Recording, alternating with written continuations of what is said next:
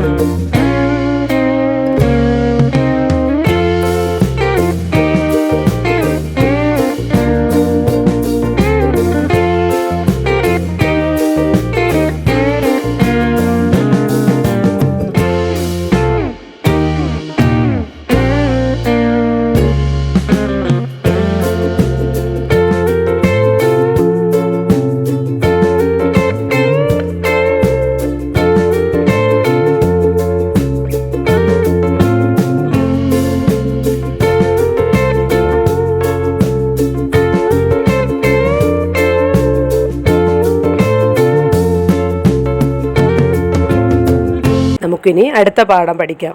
എല്ലാവർക്കും അമ്മയാം ഭൂമി. നോക്കിയേ, എല്ലാവർക്കും അമ്മയാം ഭൂമി. മനുഷ്യരും മറ്റനേകം ജീവജാലങ്ങളും ഒത്തുചേർന്ന് ജീവിക്കുന്ന വലിയൊരു വീടാണ് നമ്മുടെ ഭൂമി. ആ ഭൂമി നമ്മളുടെ അമ്മയാണ്. നമുക്കാവശ്യമായ വായുവും വെള്ളവും ഭക്ഷണവും എല്ലാം തരുന്ന ഭൂമി നമ്മുടെ മാത്രമാണോ? അല്ല, എല്ലാവരുടേതുമാണ്. ഭൂമിയിൽ ജീവിക്കുന്ന എല്ലാ ജീവജാലങ്ങളുടേതുമാണ് ഭൂമി. പാഠഭാഗം നോക്കിയേ. ജനിച്ചപ്പോൾ നാമെല്ലാം എത്ര ചെറുതായിരുന്നു, പിന്നെ വളർന്ന് വലുതാവുകയല്ലേ നമ്മൾ. നാം വളരുന്നതിനൊപ്പം നമ്മുടെ വീടും വലുതാവാറുണ്ടോ? വീട് വലുതാവുന്നു എന്ന ഈ കഥ വായിക്കൂ. ജനിക്കുമ്പോൾ ചെറിയ കുട്ടികളായിരിക്കുന്ന നമ്മൾ വളർന്ന് വലുതാവുകയാണ് ചെയ്യുന്നത്. അത് ജീവനുള്ളവയുടെ ഒരു പ്രത്യേകതയാണല്ലേ. ഈ കഥയിലെ വീട് എങ്ങനെയാണ് വലുതാവുന്നതെന്ന് നമുക്ക് നോക്കാം. വീട് വലുതാവുന്നു. അമ്മക്കുട്ടി ഒരു വീട് വരച്ചു. കൊച്ചു വീട്, ഇതെൻ്റെ പുന്നാര വീട്. ഈ വീട്ടിൽ ഞാൻ മാത്രം. അപ്പോൾ ഞങ്ങളോ? അച്ഛനും അമ്മയുമാണ്. പിന്നെന്താ? അവൾ വീടിത്തിരി വലുതാക്കി. ഞാൻ എവിടെ പോകും? ഏട്ടനുമുണ്ട് മുഖം വീർപ്പിച്ച്. പാവ ഏട്ടൻ. വീട് പിന്നെയും വലുതായി. അമ്മുക്കുട്ടി അവൾക്ക് വേണ്ടി ഒരു കൊച്ചു വീട് വരച്ചു. അത് കണ്ടപ്പോൾ അച്ഛനും അമ്മയും ചോദിച്ചു, അപ്പോൾ ഞങ്ങളോ? അവൾ ഉടനെ എന്ത് ചെയ്തു? അവർക്ക് വേണ്ടിയിട്ട് വീട് അല്പം വലുതാക്കി. ഇത് കണ്ട അമ്മുക്കുട്ടിയുടെ ഏട്ടൻ എന്താ ചെയ്തത്? ഞാൻ എവിടെ പോകുമെന്ന് ചോദിച്ചുകൊണ്ട് മുഖം വീർപ്പിച്ച് നിന്നു. അമ്മുക്കുട്ടി ഉടനെ എന്ത് ചെയ്തു? പാവ ഏട്ടന് വേണ്ടിയിട്ട് വീട് കുറച്ചുകൂടി വലുതാക്കി വരച്ചു. മ്യാവൂ മ്യാവൂ, കുറിഞ്ഞിപ്പൂച്ചയും കുഞ്ഞിപ്പൂച്ചകളും. അവർ എവിടെ പോകാൻ? കോലായ നീട്ടി പൂച്ചക്കൂടാക്കി. തത്തമ്മേ പൂച്ച പൂച്ച, കൂട്ടിൽ നിന്ന് പിണങ്ങി ഇറങ്ങി രാരിത്തത്തമ്മ. മറന്നു, രാരിത്തത്തമ്മയ്ക്കും കിട്ടി വീട്ടിൽ ഇത്തിരി സ്ഥലം. കുറിഞ്ഞിപ്പൂച്ചയും കുഞ്ഞുങ്ങളും രാരിത്തത്തമ്മയും എല്ലാം അവരവരുടെ ഭാഷയിൽ പരാതികൾ പറഞ്ഞു. ഇത് കേട്ട അമ്മുക്കുട്ടി അവർക്കെല്ലാം വീട്ടിൽ കുറേശ്ശെ സ്ഥലം കൊടുത്തു. അമ്മുക്കുട്ടിയുടെ ചെറിയ വീട് വലുതായി വലുതായി. ഇപ്പോൾ ഞങ്ങളെ വേണ്ട അല്ലേ? അയൽക്കാരായാലും സ്വന്തം പോലല്ലേ? കൂട്ടുകാർ, അയൽക്കാർ, ഈച്ച, പൂച്ച, പൂമ്പാറ്റ, കോഴി, ഉറുമ്പ്, പാമ്പ്, പറവകൾ എല്ലാമുണ്ട്. ഇപ്പോഴിത് കൊച്ചു വീടേ അല്ല, വലിയ വലിയ ഒരു വീട്. ഇപ്പോഴാണ് ഇതൊരു വീടായത്. അമ്മുക്കുട്ടി വീടിൻ്റെ ചന്തം നോക്കി. ഇപ്പോൾ അമ്മുക്കുട്ടിയുടെ വീട്ടിൽ ഒരുപാട് അംഗങ്ങളുണ്ടല്ലേ. അങ്ങനെ ആ വീടൊരു വലിയ വീടായി മാറി.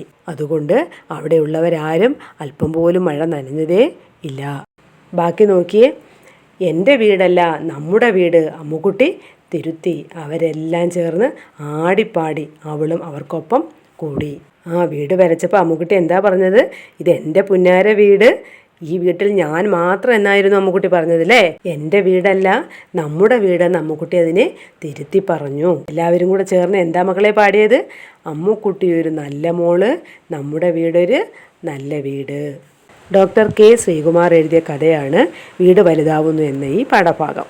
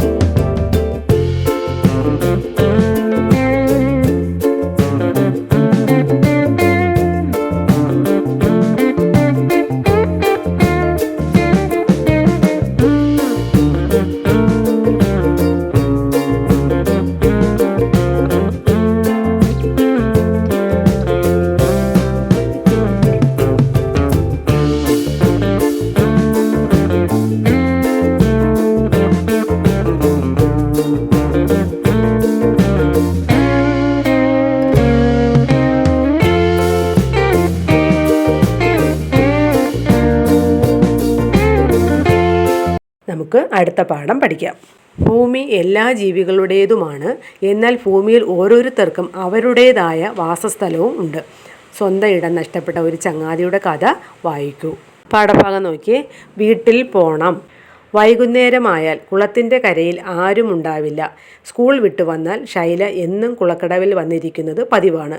അവൾക്ക് കൂട്ടുകാർ ആരുമില്ല. അങ്ങനെ വന്നിരിക്കുമ്പോഴാണ് ഒരു ദിവസം പരൽമീൻ വന്ന് അവളെ നോക്കി ചിരിച്ചത്.